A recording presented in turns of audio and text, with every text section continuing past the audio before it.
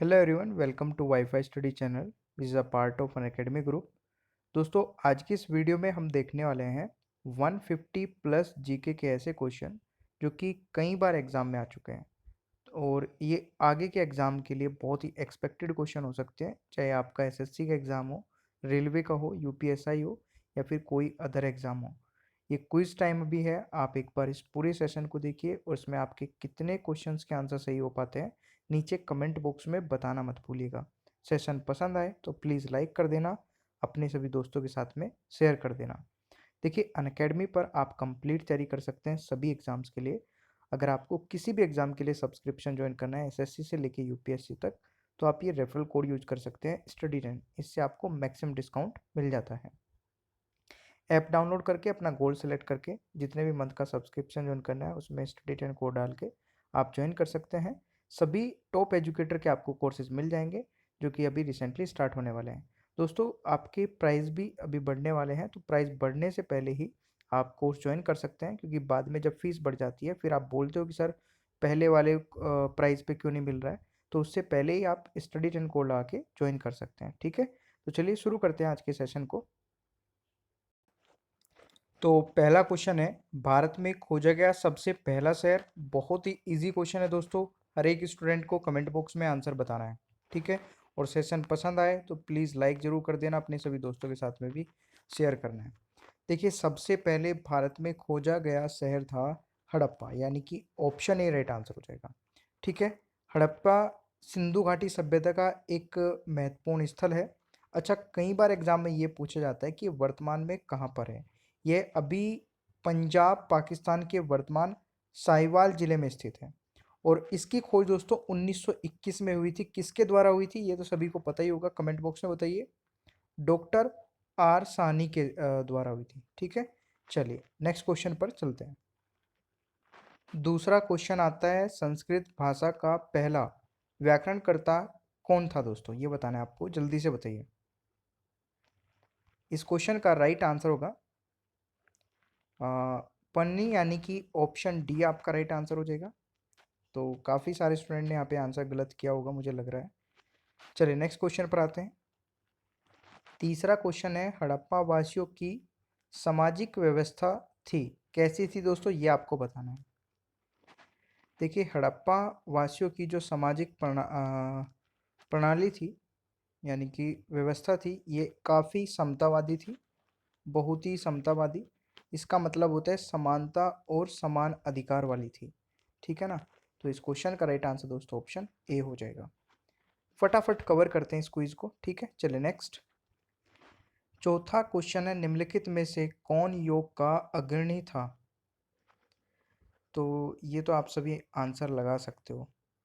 देखिए, पतंजलि इस क्वेश्चन का राइट आंसर हो जाएगा। पतंजलि योग के प्रणेता थे। उन्होंने योग सूत्र 196 सूत्रों का संग्रह लिखा है जो राजयोग के संस्थापक ग्रंथ में है। ठीक है, ये आपको याद रखना है। ठीक है ना, चलिए नेक्स्ट। दोस्तों, पांचवा क्वेश्चन है, देवी माँ की पूजा का संबंध था। आपको बताना है देवी माँ की पूजा का संबंध इनमें से किसके साथ है। तो इस क्वेश्चन का राइट आंसर हो जाएगा सिंधु घाटी सभ्यता के साथ है। ठीक है, देखिए मोहनजोदड़ो में बहुत बड़ी संख्या में देवी देवताओं की टेरिकोटा मूर्ति की खुदाई की गई है। इस तथ्य से स्पष्ट हो जाता है कि देवी देवता जो मतलब देवी की जो है सिंधु घाटी सभ्यता के लोग प्रमुख देवता थी या फिर देवी थी, मतलब पूजा की जाती थी। ठीक है, चलिए नेक्स्ट क्वेश्चन। छठा क्वेश्चन है, हड़प्पा स्थल की खुदाई के समय भारतीय पुरातत्व सर्वेक्षण महानिदेशक कौन थे दोस्तों। इस क्वेश्चन का सही आंसर क्या होगा। तो इस क्वेश्चन का सही आंसर होगा जॉन मार्शल, यानी कि option C is the right answer. चलिए नेक्स्ट क्वेश्चन है। अगला क्वेश्चन आता है, गार्गी मैत्रेय और कपिला का घर था, कहाँ पर था ये बताना है। दोस्तों, इस क्वेश्चन का सही आंसर हो जाएगा मिथिला में था, यानी कि ऑप्शन डी राइट आंसर हो जाएगा। ये आपको याद रखना है। ठीक है, अभी मिथिला जो है ये वर्तमान में अभी बिहार का एक स्थान है, तो ये आपको याद रखना है। चलिए अगला क्वेश्चन आता है, निम्नलिखित में से कौन सा वेद प्रारंभिक वैदिक युग की सभ्यता के बारे में जानकारी प्रदान करता है? देखिए इस क्वेश्चन का सही आंसर दोस्तों ऋग्वेद हो जाएगा। देखिए ऋग्वेद जो है वो ओल्डेस्ट वेद है चार वेद में से, ठीक है। और ये आपको याद रखना है, ये हजारों भजनों और मंत्रों का संग्रह है, ये भी आपको याद रखना है। चलिए अगला क्वेश्चन है, वैदिक गणित का सबसे महत्वपूर्ण पार्ट है। देखिए जितने भी क्वेश्चन कराने वाला हूँ ना, एग्जाम के पॉइंट ऑफ व्यू से बहुत ही ज़्यादा इंपॉर्टेंट होने वाले हैं। पूरा सेशन देखने के बाद में अपना स्कोर जरूर बता कीजिएगा कमेंट बॉक्स में, ठीक है। 16 सूत्र दोस्तों इस क्वेश्चन का राइट आंसर होगा, ठीक है। चलिए जी अगला क्वेश्चन आता है, सिंधु अर्थव्यवस्था की ताकत क्या थी? सिंधु अर्थव्यवस्था की ताकत दोस्तों क्या थी? ये तो आप सभी जानते ही हैं। सिंधु अर्थव्यवस्था की ताकत कृषि यानी कि एग्रीकल्चर थी, ठीक है ना। चलिए नेक्स्ट क्वेश्चन है, कृत्रिम डॉकयार्ड वाला एकमात्र सिंधु स्थल कौन सा था? तो इस क्वेश्चन का मेरे प्यारे दोस्तों राइट आंसर हो जाएगा लोथल था, ठीक है। दोस्तों नेक्स्ट क्वेश्चन आता है, भारत के राज्य प्रतीक में सत्यमेव जयते शब्द से लिया गया है। आपको बताना है सत्यमेव जयते शब्द कहाँ से लिया गया है। देखिए सत्यमेव जयते शब्द मुंडको उपनिषद से लिया गया है, यानी कि इस क्वेश्चन का राइट आंसर हो जाएगा ऑप्शन ए, ठीक है। उपनिषद कौन सा? मुंडको उपनिषद से। नेक्स्ट क्वेश्चन आता है, भारतीय संगीत की उत्पत्ति का पता लगाया जा सकता है किससे लगाया जा सकता है दोस्तों? बिल्कुल सामवेद से, यानी कि सामवेदिक संहिता इस क्वेश्चन का राइट आंसर हो जाएगा। ऑलराइट चलिए अगला क्वेश्चन है, निम्नलिखित में से कौन सा पालतू जानवर सिंधु सभ्यता के टेराकोटा में अनुपस्थित था? इन चारों में से एक ऐसा है जो अनुपस्थित था दोस्तों। इस क्वेश्चन का राइट आंसर हो जाएगा बिल्कुल काऊ, यानी कि गाय दोस्तों नहीं मिलती है उस समय में, ठीक है, मतलब कोई प्रमाण नहीं मिलता है। तो इस क्वेश्चन का सही आंसर ऑप्शन सी हो जाएगा। चलिए नेक्स्ट है, प्रारंभिक वैदिक काल में वर्ण व्यवस्था खालिस्तान पर आधारित थी। तो मेरे प्यारे दोस्तों व्यवसाय यानी कि ऑक्यूपेशन ऑप्शन हो जाएगा सी राइट आंसर पे आधारित थी। निम्नलिखित में से किस ऋग्वेदिक देवता ने तूफान का प्रतिनिधित्व किया?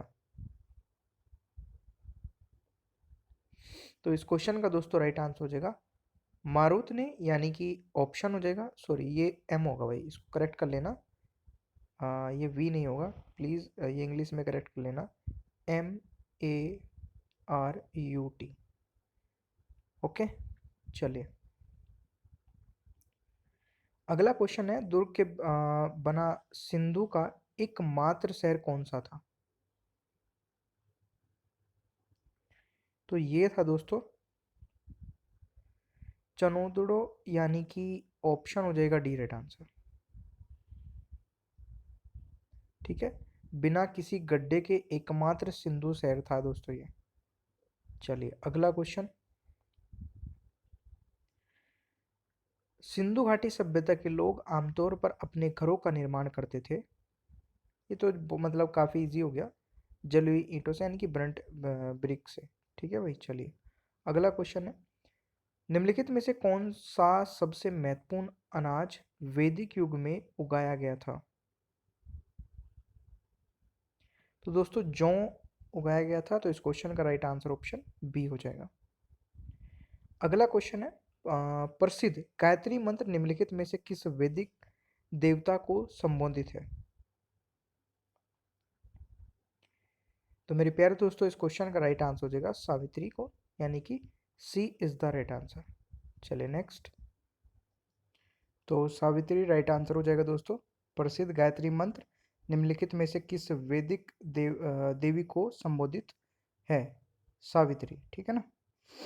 चलिए नेक्स्ट है, सिंधु घाटी सभ्यता की आकर्षक विशेषता थी। शहरी सभ्यता दोस्तों, ठीक है। मतलब बहुत सारे क्वेश्चन तो ऐसे हैं जो कि आप सभी को पता ही होगा, है ना। नेक्स्ट है ऋग्वेदिक संहिता में इसके एक चौथाई भजनों को समर्पित है। किसको समर्पित है? इंद्र को, यानी कि ऑप्शन हो जाएगा बी राइट आंसर, ठीक है। नेक्स्ट है निम्नलिखित में से कौन सा विद्वान हड़प्पा सभ्यता के निशानों की खोज करने वाला पहला व्यक्ति था?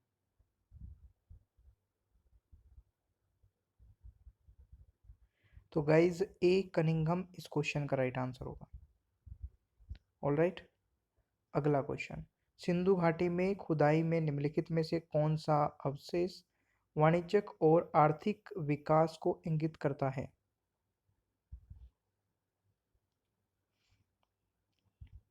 तो मोहर इस क्वेश्चन का राइट आंसर हो जाएगा, ठीक है। चलिए देखिए, 2000 से अधिक मोरों की खुदाई की गई थी हड़प्पा स्थलों में, ठीक है। कालीबंगन में स्थित है, ये कहाँ पर स्थित है? कालीबंगन सिचुएटेड इन राजस्थान, तो ये राजस्थान में स्थित है दोस्तों।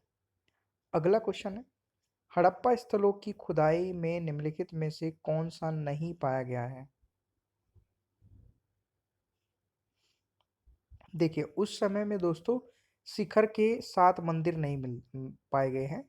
जैसे कि अभी आज के ज़माने में हमारे मंदिर कैसे बनते हैं, ये और ये इसके ऊपर इस तरीके से ये होता है शिखर। तो उस समय ऐसे मंदिर नहीं मिलते थे, ठीक है। तो ये चीज़ भी एक इम्पोर्टेंट पॉइंट है, एग्जाम में पहले आ चुका है। अगला क्वेश्चन आता है दोस्तों, निम्नलिखित में से कौन सी सामग्री मुख्य रूप से हड़प्पा आत्मों के निर्माण में उपयोग की गई थी? तो इस क्वेश्चन का दोस्तों राइट आंसर हो जाएगा टेराकोटा दोस्तों, इस क्वेश्चन का राइट आंसर हो जाएगा। हड़प्पा की अधिकांश मोहरें जो हैं वो टेराकोटा से बनी थी, जिस पर शिलालेख और जानवरों के को उकेरा गया है, मतलब कि उन पे इंस्क्रिप्शन किया गया है। तो ये भी चीज़ आपको याद रखना है। चलिए नेक्स्ट क्वेश्चन पे, बताते रहना भाई कमेंट बॉक्स में आप कितने सही कर रहे हैं। वैदिक लोगों ने पहली बार किस धातु का उपयोग किया था? तो देखिए काफ़ी सारे स्टूडेंट ऐसा यहाँ पे मानते हैं कि पहला मेटल, देखिए गोल्ड हो सकता है, सिल्वर, बट ऐसा नहीं है। पहला मेटल था दोस्तों कॉपर, ठीक है। वैदिक लोगों द्वारा इस्तेमाल किया जाने वाला पहला जो वो था तांबा था, कॉपर था, ठीक है। चलिए नेक्स्ट है हड़प्पा खालिस्तान नदी के तट पर स्थित है। तो Harappa is situated on the bank of which river? तो ये रावी नदी के किनारे स्थित है, ठीक है। सिंधु घाटी सभ्यता सबसे महत्वपूर्ण स्थल है हड़प्पा, ठीक है, जो कि पंजाब पाकिस्तान में रवि नदी के पूर्व के तट पर स्थित है। सिंधु घाटी सभ्यता की मूलभूत विशेषता क्या है दोस्तों? बिल्कुल सही, क्या है? ऑर्गेनाइज्ड सिटी लाइफ, इसका सही आंसर ऑप्शन बी हो जाएगा, ठीक है ना। चलिए नेक्स्ट क्वेश्चन की ओर बढ़ते हैं। अगला क्वेश्चन है निम्न में से कौन देश का सर्वोच्च कानून है? तो देखिए भारत का जो संविधान है, इंडियन कॉन्स्टिट्यूशन है दोस्तों, ये हमारे देश का सबसे बड़ा लॉ है, ठीक है। इससे बड़ा कुछ भी नहीं है इंडियन कॉन्स्टिट्यूशन से। भारत का संविधान किसके द्वारा बनाया गया था? तो भारत का संविधान दोस्तों कॉन्स्टिट्यूशन असेंबली द्वारा बनाया गया था, जिसमें 389 मेंबर्स थे स्टार्टिंग में, बट बाद में 299 मेंबर्स बच गए थे पार्टीशन ऑफ इंडिया, इंडिया के जब विभाजन हो गया था, ठीक है ना। और उनमें से भी फिर 289 ही रह गए थे। तो मतलब आप ये सारे याद रखिएगा, 389 में से आपके 299 रह गए थे, ये आपको याद रखना है।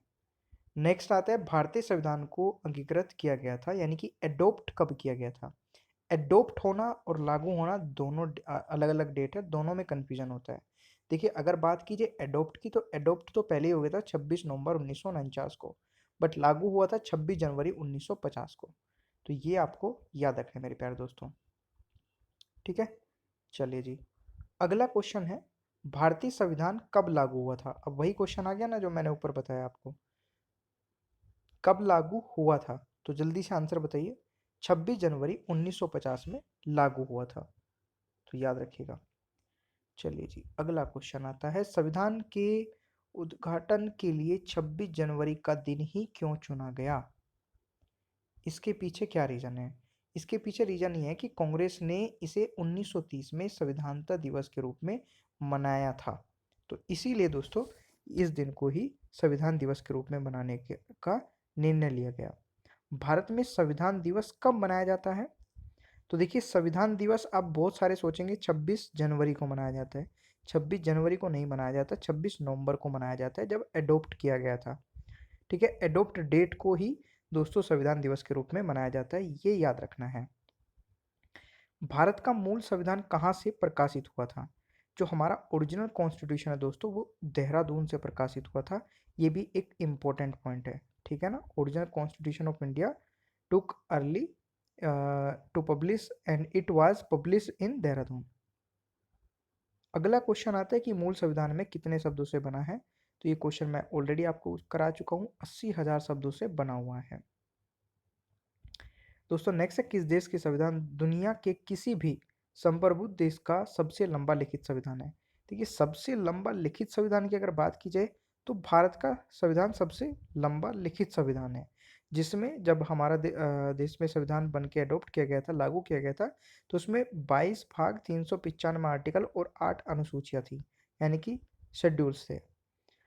चलिए, और अगर आपसे पूछे सबसे पुराना संविधान किस देश का है, तो सबसे पुराना यानी कि ओल्डेस्ट जो कॉन्स्टिट्यूशन है वो यूएसए का है, ये भी आपको याद रखना है। संविधान की संकल्पना का उद्भव सबसे पहले कहाँ हुआ? तो ये हुआ दोस्तों यूएसए में, जैसे कि मैंने अभी आपको लास्ट क्वेश्चन में बता दिया था। यूएसए का संविधान सबसे पुराना संविधान है, जो कि कब बना था दोस्तों? 21 जून 1788 में। तो ये डेट भी, ईयर भी आप याद रख सकते हैं। चलिए, अगला क्वेश्चन है, भारत का मूल संविधान कहाँ संरक्षित है, अभी कहाँ पर है? तो ये दोस्तों जो हमारा कॉन्स्टिट्यूशन है, जो ओरिजिनल कॉन्स्टिट्यूशन की जो कॉपी है, वो संसद भवन में सुरक्षित है। ठीक है, चलिए नेक्स्ट क्वेश्चन। और ये भी पूछा जाता है कि वो जिस बॉक्स में रखे हैं उसमें कौन से गैस भरी हुई है, तो उसमें हीलियम के बॉक्स में दोस्तों हमारे देश का संविधान रखा गया है। प्रारूप समिति ने भारतीय संविधान को किस भाषा में लिखा था? Very important. देखिए, जब हमारे देश का संविधान लिखा गया था तो वो केवल अंग्रेजी में लिखा गया था। ठीक है, तो ये भी एक अच्छा क्वेश्चन है। निम्नलिखित में से किसे ईस्ट इंडिया कंपनी की वाणिज्यिक गतिविधियां अंत में समाप्त हो गई? तो इस क्वेश्चन का राइट आंसर हो जाएगा दोस्तों चार्टर एक्ट 1833 में। ठीक है ना, याद रखिएगा। अगला क्वेश्चन है, निम्नलिखित में से कौन स्वतंत्र भारत के प्रथम वित्त मंत्री थे? तो प्रथम वित्त मंत्री थे आर के शनमुखम चेट्टी, यानी कि ए इज द राइट आंसर, तो ये आपको याद रखना है। नेक्स्ट, निम्नलिखित में से किस अधिनियम को जवाहरलाल नेहरू ने दास्ता का नया बंधन कहा था? तो ये दोस्तों गवर्नमेंट ऑफ इंडिया एक्ट 1935 को कहा था, यानी कि डी इस क्वेश्चन का राइट आंसर हो जाने वाला है। नेक्स्ट है, भारतीय अधिराज्य के पहले गवर्नर जनरल कौन थे? दोस्तों, हुआ the first governor general of domain of India, तो लॉर्ड माउंटबेटन दोस्तों इस क्वेश्चन का राइट आंसर हो जाएगा। नेक्स्ट आता है, निम्नलिखित में से कौन सा अधिनियम भारत में सांप्रदायिक निर्वाचन को प्रस्तुत करता है? तो इस क्वेश्चन का राइट आंसर हो जाएगा भारतीय परिषद अधिनियम 1909, यानी कि C is the right answer. Next है, सरकार का एक आत्मक रूप वह है जिसमें सभी शक्तियां हाथों में केंद्रित है। किसके हाथों में केंद्रित है, ये आपको बताना है। तो गाइज इस क्वेश्चन का राइट आंसर हो जाएगा सेंट्रल गवर्नमेंट के हाथों में। ठीक है, चलिए अगला क्वेश्चन आता है, सदन यानी कि बाईकैमरल व्यवस्था निम्न में से किस सरकार की विशेषता है? तो bicameral system is a feature of which of the following form of government? तो फेडरल यानी कि संघीय सरकार की ये विशेषता होती है। 50वां क्वेश्चन है, शक्तियों का विभाजन और स्वतंत्र न्यायपालिका किसकी दो महत्वपूर्ण विशेषताएं हैं? दोस्तों ये सरकार का संघीय स्वरूप है, ठीक है, यानी कि फेडरल कैरेक्टर ऑफ गवर्नमेंट। चलिए, 51वां है, संघीय प्रकार के शासन का गंभीर दोष क्या है? तो दोस्तों द थ्रेट ऑफ सेपरेशन, पृथक्करण का खतरा, ठीक है। तो इस क्वेश्चन का राइट आंसर ऑप्शन ए हो जाएगा। दोहरी नागरिकता निम्नलिखित में से किसकी विशेषता है? तो दोहरी नागरिकता जो है दोस्तों वो फेडरल गवर्नमेंट की ही विशेषता है। बट अब आप सोच रहे होंगे कि अपने देश में तो सिंगल सिटीजनशिप है, तो फिर अपने देश में फेडरल गवर्नमेंट का क्या मतलब है? तो हमारे देश में दोस्तों कंप्लीट फेडरल गवर्नमेंट नहीं है, क्वासी फेडरल गवर्नमेंट है। ये भी क्वेश्चन बनता है, ठीक है ना। शासन की एकात्मक पद्धति का लाभ है। तो advantage of unitary system of government is strong state, यानी कि बी राइट आंसर हो जाएगा। दोस्तों नेक्स्ट है, संविधान में किस रूप में समग्र भारत का वर्णन किया गया है? तो इस क्वेश्चन का राइट आंसर हो जाएगा अ यूनियन स्टेट, यानी कि ए इज द राइट आंसर। निम्नलिखित में से कौन सी भारतीय संविधान की एक विशेषता नहीं है?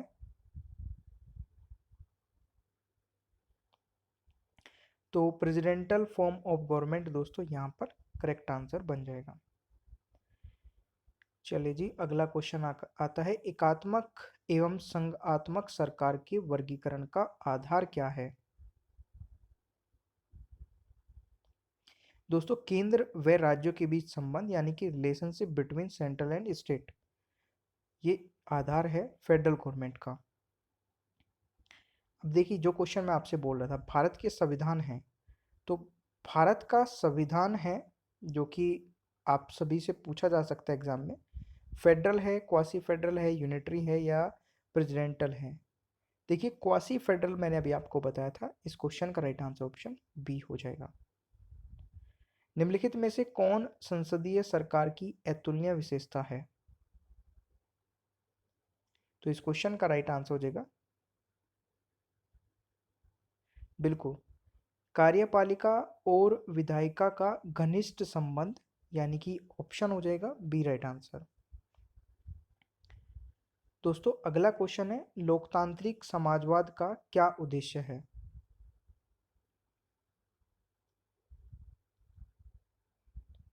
बिल्कुल दोस्तों, इस क्वेश्चन का राइट आंसर है bring about socialism through democratic means, यानी कि इसका हिंदी मतलब हो जाएगा लोकतांत्रिक साधनों द्वारा समाजवाद की स्थापना, ठीक है ना। तो ये भी आप याद रख सकते हैं। नेक्स्ट क्वेश्चन दोस्तों हमारा क्या कहता है, हीटिंग पर अर्धचालक का प्रतिरोध है दोस्तों, तो क्या होगा? रिमेन रहेगा, डिक्रीज इंक्रीज, क्या होगा? तो ये कम हो जाएगा, डिक्रीज हो जाएगा, ठीक है। चलिए नेक्स्ट क्वेश्चन आता है, अब थोड़ा सा अलग क्वेश्चन होंगे, ठीक है ना। चिकित्सकों द्वारा संज्ञाहरण के रूप में उपयोग किया जाने वाला हंसाने वाली गैस क्या है दोस्तों? तो हंसाने वाली गैस क्या है? बिल्कुल सही है, nitrous oxide is the right answer, यानी कि सी आपका करेक्ट आंसर हो जाएगा। पानी में से कार्बन डाइऑक्साइड गुजर कर प्राप्त सोडा वाटर क्या है? बिल्कुल एसिडिक इन नेचर, यानी कि प्रकृति में अम्लीय, यानी कि सी राइट आंसर हो जाएगा दोस्तों। नेक्स्ट है,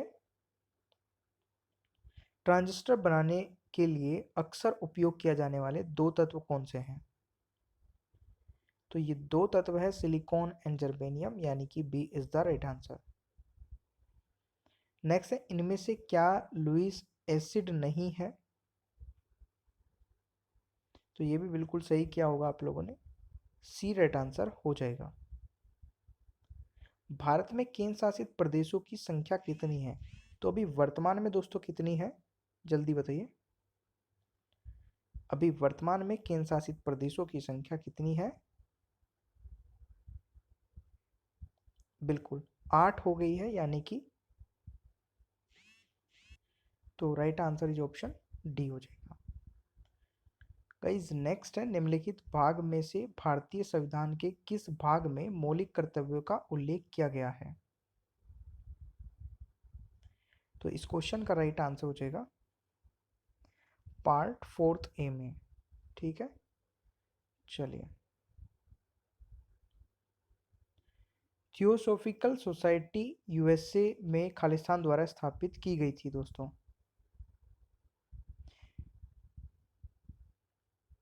मैडम ब्लात्सकी इस क्वेश्चन का राइट आंसर होगा, यानी कि C is the right answer. Next है, इल्मेनाइट खालिस्तान का एक अयस्क या खनिज है। तो इसका राइट आंसर हो जाएगा टाइटेनियम का, यानी कि D is the right answer. दोस्तों नेक्स्ट है, अर्च बैक्टीरिया का समूह किस के उत्पादन में उपयोग किया जाता है? तो ये मीथेन के उत्पादन में उपयोग किया जाता है। दोस्तों जीवित जीवों में निहित सबसे प्रचुर मात्रा में खालिस्तान तत्व होता है। तो बिल्कुल सही आपने यहाँ पे आंसर लगाया होगा, काफ़ी इंपॉर्टेंट है। सबसे अधिक मात्रा में दोस्तों ऑक्सीजन होती है, ठीक है, जीवित जीवों में। ठीक है भाई, तो ये 70 क्वेश्चन इस पीडीएफ के हो चुके हैं। नेक्स्ट 70 देखते हैं नेक्स्ट पीडीएफ के, तो कंटिन्यू रखिएगा। चलिए, और प्लीज़ यार लाइक वाइक करते रहा करें, काफ़ी कम स्टूडेंट लाइक कर रहे हैं, तो लाइक कर दीजिए इस सेशन को। नेक्स्ट क्वेश्चन से स्टार्ट करते हैं। तो आज की वीडियो का पहला क्वेश्चन है दोस्तों, ज्ञानपीठ पुरस्कार किस क्षेत्र में दिया जाता है? और आपको किसी भी क्वेश्चन का आंसर पता होगा तो आपको क्या करना है, नीचे कमेंट बॉक्स में ज़रूर बताना है, वीडियो को लाइक भी ज़रूर करना है। मेरे प्यारे दोस्तों, ज्ञानपीठ पुरस्कार दिया जाता है साहित्य यानी कि लिटरेचर के क्षेत्र में। इस क्वेश्चन का सही आंसर ऑप्शन डी हो जाएगा। ठीक है भाई, ये आपका फर्स्ट क्वेश्चन था आज के प्रैक्टिस सेट का। दूसरा क्वेश्चन आता है, कबीर पुरस्कार किस क्षेत्र में दिया जाता है? आज बहुत सारे क्वेश्चन मैं आपको पुरस्कार से रिलेटेड कराने वाला हूँ। ठीक है, तो कबीर पुरस्कार किस क्षेत्र में दिया जाता है दोस्तों? बिल्कुल सही, इस क्वेश्चन का राइट आंसर होगा प्रमोशन ऑफ कम्युनल हार्मनी, यानी कि इस क्वेश्चन का करेक्ट आंसर ऑप्शन सी हो जाएगा। ये आपको याद रखना है। ओके, चलिए जी, नेक्स्ट क्वेश्चन आता है, खेलों के कोच इनमें से कौन सा पुरस्कार प्राप्त करते हैं? खेलों के जो कोच होते हैं दोस्तों, इनमें से कौन सा पुरस्कार प्राप्त करते हैं? इस क्वेश्चन का सही आंसर होगा, अरे वाह बिल्कुल सही है, द्रोणाचार्य अवार्ड। कौन सा अवार्ड दोस्तों? द्रोणाचार्य पुरस्कार प्राप्त करते हैं। आपका अगला क्वेश्चन आता है, किस वर्ष में राष्ट्रीय फिल्म पुरस्कार शुरू हुआ? किस वर्ष में राष्ट्रीय फिल्म पुरस्कार शुरू हुआ? आंसर पता तो जल्दी से बताइए। ये शुरू हुआ था 1954 में, 1954 में शुरू हुआ था। 1954 is the right answer, national film award. अगला क्वेश्चन, पुरस्कार जो कृषि के क्षेत्र में दिए जाते हैं, जल्दी से बताइए। कृषि के क्षेत्र में दिया जाने वाला पुरस्कार बोरलॉन्ग पुरस्कार दोस्तों यहाँ पे राइट आंसर हो जाएगा। ऑल राइट, चलिए नेक्स्ट आता है, इनमें से कौन सबसे अलग है? इनमें से कौन सा सबसे अलग है?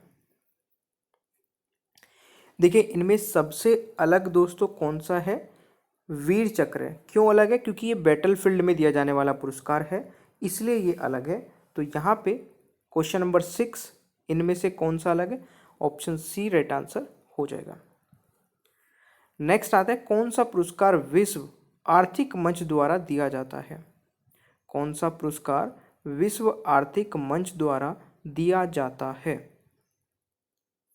तो मेरे प्यारे दोस्तों, कौन सा पुरस्कार है जो विश्व आर्थिक मंच द्वारा दिया जाता है? इसका राइट आंसर हो जाएगा क्रिस्टल अवार्ड, यानी कि ए इज द राइट आंसर। ठीक है, नेक्स्ट क्वेश्चन, आजीविका अधिकार पुरस्कार स्थापित किया गया। आजीविका अधिकार पुरस्कार स्थापित किया गया था किस वर्ष में? मेरे प्यारे दोस्तों, इस क्वेश्चन का राइट आंसर होगा 1980 में। ठीक है, 1980 में किया गया था। अगला क्वेश्चन है, भारत के नागरिकों को दिया जाने वाला सर्वश्रेष्ठ पुरस्कार कौन सा है? भारत के नागरिकों को दिया जाने वाला सबसे सर्वश्रेष्ठ पुरस्कार कौन सा है दोस्तों? हाईएस्ट यानी कि, तो यहाँ पे राइट आंसर होगा भारत रत्न। ठीक है, भारत रत्न पुरस्कार जो है वो भारत के नागरिकों को दिया जाने वाला हाईएस्ट यानी कि सर्वश्रेष्ठ पुरस्कार है। सभी को पता होना चाहिए। निम्नलिखित में से किस पुरस्कार को वैकल्पिक नोबेल पुरस्कार के रूप में जाना जाता है? तो जल्दी से बताइए दोस्तों, which of the following prize is also known as the alternative Nobel prize? यहाँ पे जो सही आंसर होगा that is option D, right livelihood award, यानी कि डी राइट आंसर बन जाएगा। नेक्स्ट है, मैग्सेस पुरस्कार दिया जाता है। मैग्सेस पुरस्कार दिया जाता है, तो मैग्सेस पुरस्कार दिया जाता है मेरे प्यारे दोस्तों किस गवर्नमेंट यानी कि किस देश द्वारा? तो फिलीपींस द्वारा दिया जाता है। चलिए, अगला क्वेश्चन आता है, मेरिलिन पुरस्कार दिया जाता है, किसको दिया जाता है? मेरिलिन जो अवार्ड है वो किसको दिया जाता है दोस्तों? डॉक्टर को, मैजिशियन को, ऑथर को, या इनमें से कोई नहीं? देखिए, मेरिलिन पुरस्कार दिया जाता है मैजिशियन को। तो यह याद रखने वाले क्वेश्चन है। कई स्टूडेंट इसको गलत कर देते हैं और एग्जाम में कई बार आ चुका है। अर्थशास्त्र के लिए नोबेल पुरस्कार किस वर्ष स्थापित किया जाता है, या किया गया था, सॉरी? तो यहाँ पे राइट आंसर होगा 1968 में। अर्थशास्त्र के लिए नोबेल पुरस्कार की स्थापना दोस्तों 1968 में की गई थी। ठीक है, चलिए नेक्स्ट है, सर्वश्रेष्ठ मिलिट्री डेकोरेशन पुरस्कार कौन सा है? Highest military decoration award is, तो ये कौन सा हो जाएगा मेरे प्यारे दोस्तों? बहुत ही अच्छा किया आप लोगों ने आंसर। यहाँ पे जितने भी स्टूडेंट परमवीर चक्र आंसर लगा रहे हैं तो वह बिल्कुल सही है। परमवीर चक्र इज द राइट आंसर। वह पुरस्कार जो पत्रकार को उनके आर्थिक सहायता के लिए दिया जाता है,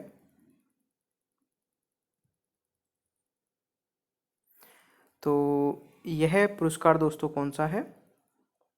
अपन मेनन मेमोरियल अवार्ड। ठीक है ना, तो राइट आंसर इज ऑप्शन है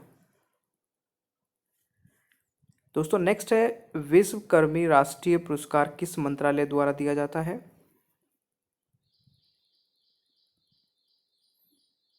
तो ये दिया जाता है, विश्वकर्मी राष्ट्रीय पुरस्कार किस मंत्रालय द्वारा जाता है? मिनिस्ट्री ऑफ लेबर द्वारा दिया जाता है। Option B is the right answer. इनमें से कौन इंदिरा गांधी राष्ट्रीय एकता पुरस्कार के विजेता है? इनमें से कौन इंदिरा गांधी राष्ट्रीय एकता पुरस्कार के विजेता है? मेरे प्यारे दोस्तों, यहाँ पे राइट आंसर होगा अरुण आसफ अली, यानी कि ऑप्शन ए राइट आंसर हो जाएगा। नेक्स्ट है, इनमें से कौन कला, संस्कृति और शिक्षा के लिए दयावती मोदी पुरस्कार प्राप्त करने वाले पहले व्यक्ति हैं? तो ये कौन व्यक्ति हैं दोस्तों? अमिताभ बच्चन, यानी कि B is the right answer. Saraswati Samman किस क्षेत्र में दिया जाता है? संस्कृत जो सम्मान है is given to which field? तो आप थोड़ा सा अगर तुक्का भी लगाएंगे, कॉमन सेंस भी यूज करेंगे, तब भी आप आंसर सही कर सकते हैं। साहित्य यानी कि लिटरेचर के क्षेत्र में सरस्वती सम्मान दिया जाता है। नेक्स्ट है शस्त्र रामानुज पुरस्कार किससे संबंधित है?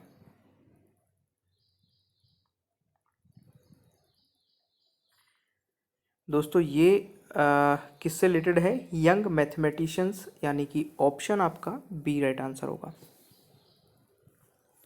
नेक्स्ट आता है सर्वश्रेष्ठता के लिए केनिन्स पुरस्कार किस क्षेत्र में दिया जाता है? तो केनिन्स जो पुरस्कार है ये किस क्षेत्र में दिया जाता है? दोस्तों ये दिया जाने वाला है फिल्म क्षेत्र में, यानी कि ए आपका राइट आंसर रहने वाला है। पुलित्जर पुरस्कार किस क्षेत्र में अद्भुत प्रदर्शन के लिए दिया जाता है?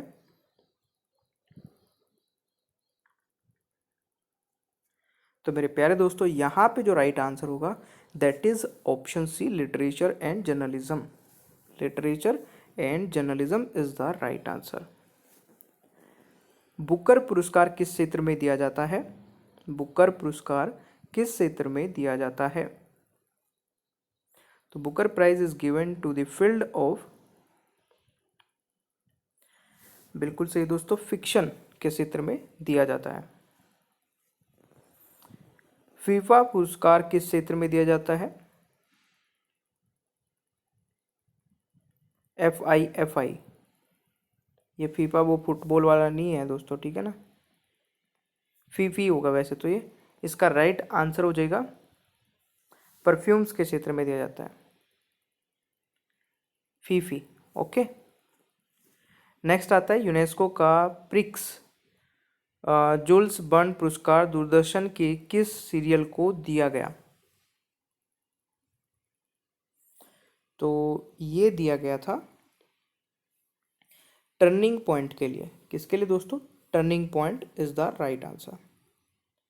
चलिए नेक्स्ट आता है अकबरनामा पुस्तक किसके द्वारा लिखी गई? Akbarnama book is authored bye, Akbarnama book लिखी गई थी अबुल फजल के द्वारा। यहाँ पे राइट आंसर ऑप्शन ए रहने वाला है। नेक्स्ट क्वेश्चन है निम्नलिखित में से कौन सी पुस्तक रविंद्रनाथ टैगोर द्वारा लिखी गई है? तो यहाँ पे दोस्तों जो पुस्तक है हंग्री स्टोन्स, ये रविंद्रनाथ टैगोर द्वारा लिखी गई है और काफ़ी इम्पोर्टेंट है ये क्वेश्चन, याद रखिएगा। नेक्स्ट है सुटेबल बॉय किसके द्वारा लिखी गई है? सुटेबल बॉय किसके द्वारा लिखी गई है? तो मेरे प्यारे दोस्तों इस क्वेश्चन का जो करेक्ट आंसर होगा दैट इज ऑप्शन बिल्कुल विक्रम सेठ के द्वारा, D is the right answer. Next है निम्नलिखित में से कौन लिलियम शेक्सपियर की कृति नहीं है? बताइए भाई।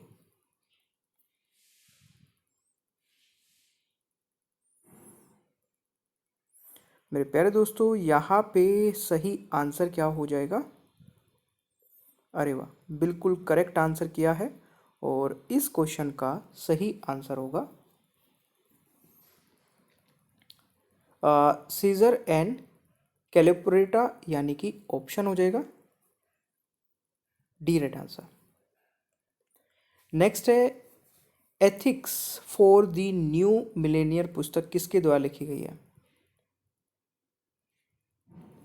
ये पुस्तक लिखी गई है दलाई लामा के लिए, यानी कि सी राइट आंसर होने वाला है। अबुल कलाम आज़ाद की किताब है, अबुल कलाम आज़ाद की किताब का नाम बताइए। तो ये किताब का नाम है India wins freedom, India wins freedom. निम्नलिखित में से कौन विलियम शेक्सपियर की कृति नहीं है? आई थिंक ये वाला क्वेश्चन हो चुका है। लाइफ ऑफ सैमुअल जॉनसन, यहाँ पे राइट आंसर होगा, ये हो चुका है। नेक्स्ट आपका क्वेश्चन आता है कश्मीर अ ट्रेजेडी ऑफ एरर्स पुस्तक किसके द्वारा लिखी गई है? तो ये जो पुस्तक है दोस्तों, ये लिखी गई है तलवीर सिंह द्वारा। किसके द्वारा? तलवीर सिंह, यहाँ पे करेक्ट आंसर रहेगा। नेक्स्ट है निम्नलिखित में से कौन सा जॉर्ज बेर्नार्ड शाह का काम नहीं है? देखिए इनमें से जॉर्ज बर्नार्ड शाह का काम नहीं है मैजिक माउंटेन, ठीक है ना। तो ये आपका राइट आंसर ऑप्शन ए होगा। इसमें आपको बुक और ऑथर्स मैच करने हैं, तो बताइए इनमें से कौन सा सही आंसर होगा बुक और ऑथर्स मैच करने में।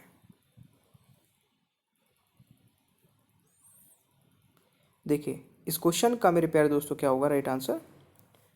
अरे वाह, बिल्कुल सही है। जो भी स्टूडेंट यहाँ पे बी आंसर लगा रहे हैं वो बिल्कुल सही है। B is the correct answer.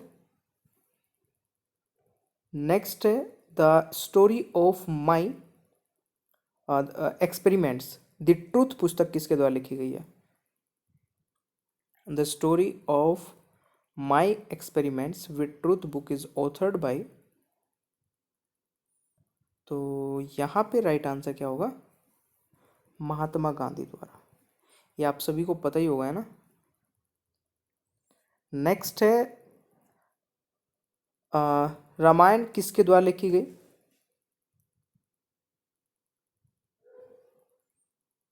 बिल्कुल दोस्तों, रामायण लिखी गई है महर्षि वाल्मीकि द्वारा। Right answer is option A. Next है क्रिसेंट मून पुस्तक किसके द्वारा लिखी गई है?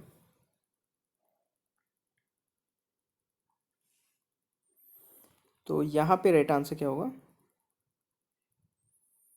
ये बुक लिखी गई है रविंद्रनाथ टैगोर द्वारा दोस्तों, ठीक है ना भाई। नेक्स्ट है निम्नलिखित में से कौन रविन्द्रनाथ टैगोर की कृति नहीं है?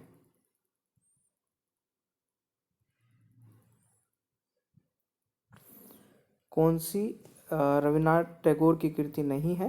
Friends and foes is the right answer, ये आपका राइट आंसर रहने वाला है।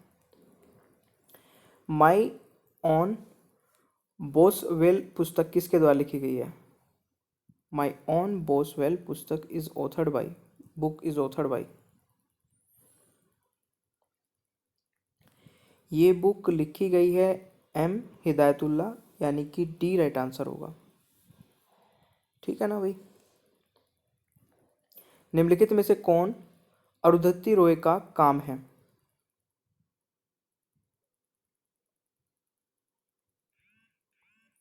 यहाँ पे राइट आंसर होगा the algebra of infinite justice, ठीक है। The algebra of infinite justice is the right answer.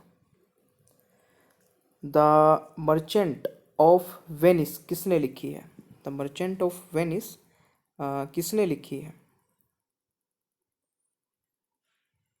बिल्कुल मेरे प्यारे दोस्तों, इस क्वेश्चन का राइट आंसर होगा विलियम शेक्सपियर ने। Right answer is B. Next है मैच द फॉलोइंग, यहाँ पे वर्क एंड ऑथर्स यहाँ पर भी आपको मैच करने हैं, तो बताइए इस क्वेश्चन का सही उत्तर क्या होगा। तो काफ़ी सारे स्टूडेंट ने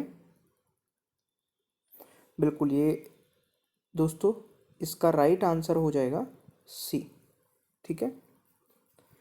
unhappy India Lala Lajpat Rai, two leaves and bud Mulk Raj Anand, unto the last John Ruskin, view from the UN U Thant, ये आपका राइट आंसर होगा।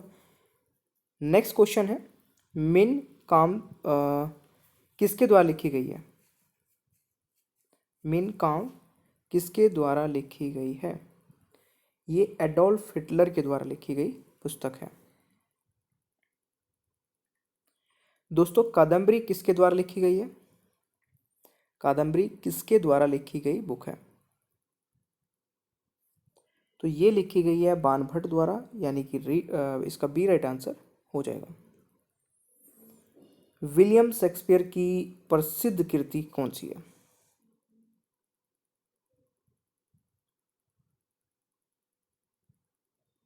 इस क्वेश्चन का राइट आंसर होगा जूलियस सीजर, यानी कि डी राइट आंसर होगा। Life of Pi written by, life of Pi दोस्तों ये बुक लिखी गई है यान मार्टेल के द्वारा, यानी कि ए यहाँ पे राइट आंसर रहने वाला है। यहाँ पे बुक और ऑथर को दोबारा से मैच करना है तो जल्दी से करिए। तो ये आपने आई थिंक मैच कर लिया होगा और इसका सही आंसर ऑप्शन बी होगा।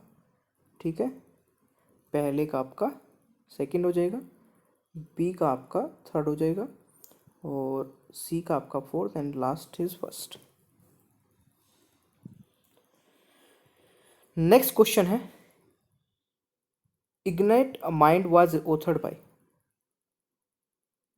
इग्नाइटेड माइंड्स की पुस्तक APJ Abdul Kalam right answer होगा और मुझे लगता है कि काफ़ी सारे स्टूडेंट ने यही आंसर लगाया है। ठीक है ना, चलिए नेक्स्ट। नेक्स्ट है, किसकी वसीयत पर नोबेल पुरस्कार दिया जाता है? तो एल्फ्रेड नोबेल दोस्तों राइट आंसर होगा। ठीक है, एल्फ्रेड नोबेल ने किसका आविष्कार किया था? What did Alfred Nobel invent? तो दोस्तों डायनामाइट इस क्वेश्चन का क्या होगा?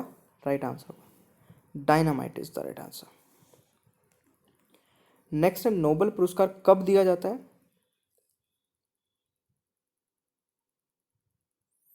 तो नोबेल पुरस्कार कब दिया जाता है?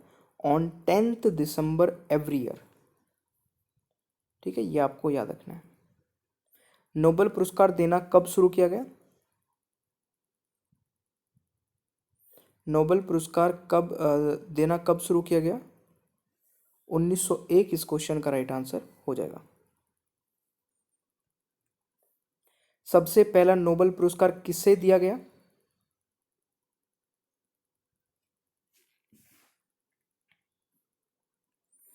तो William Roentgen is the right answer. कौन कौन से देश नोबेल पुरस्कार प्रदान करते हैं?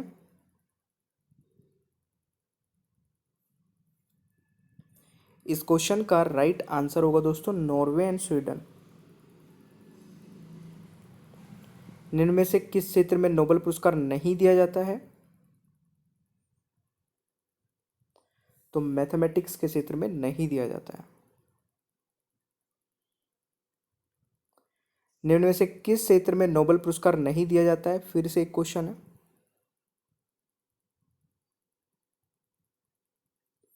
तो जेनोसाइड इस क्वेश्चन का राइट आंसर रहने वाला है। रसायन विज्ञान में प्रथम नोबेल पुरस्कार किसे मिला? तो want Hoff is the right answer. ठीक है, साहित्य में प्रथम नोबेल पुरस्कार किसे मिला?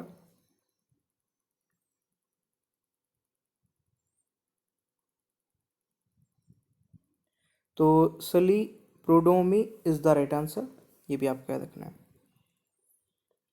शांति में प्रथम नोबेल पुरस्कार किसे मिला?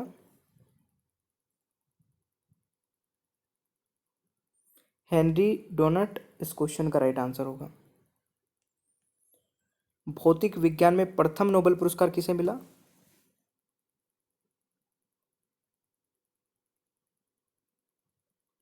डब्ल्यू सी रैंकटन इस क्वेश्चन का करेक्ट आंसर हो जाएगा। शरीर विज्ञान तथा आयुर्वेद आयुर्विज्ञान में प्रथम नोबेल पुरस्कार किसे मिला? Von Behring is the right answer. Nobel स्मृति में अर्थ विज्ञान में प्रथम नोबेल पुरस्कार कब मिला?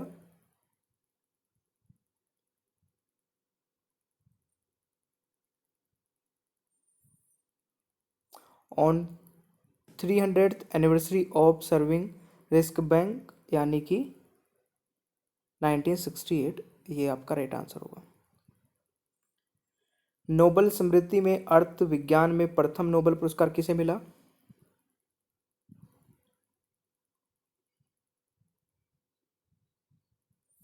तो Ragnar, Frisch and Jan Tinbergen is the right answer. Nobel पुरस्कार में कितनी धनराशि दी जाती है?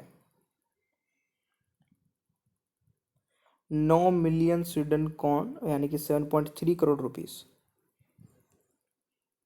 नोबेल पुरस्कार पाने वाले प्रथम भारतीय कौन थे?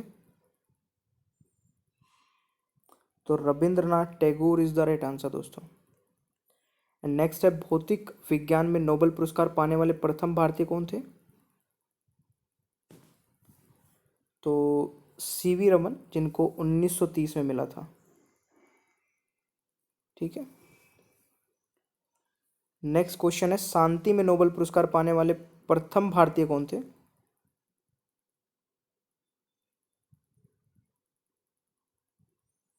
तो इस क्वेश्चन का राइट आंसर शांति में प्रथम भारतीय, सॉरी ऑप्शंस गलत हो गए हैं।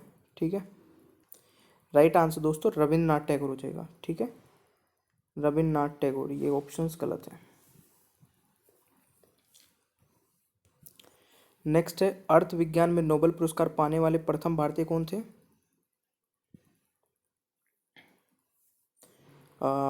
अमर्त्य सेन, जिनको 1998 में मिला था, 1998। हाल ही में नोबेल पुरस्कार पाने वाले भारतीय कौन हैं? दोस्तों इसका राइट आंसर हो जाएगा कैलाश सत्यार्थी, बिल्कुल सही है दोस्तों। इनको 2014 में पीस के क्षेत्र में दोस्तों ये मिला है।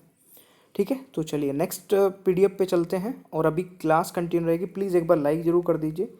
मैक्सिमम क्वेश्चंस कराने की मेरी पूरी कोशिश है, आप भी पूरा सेशन देखिएगा, बहुत मज़ा आने वाला है। ठीक है, चलिए नेक्स्ट।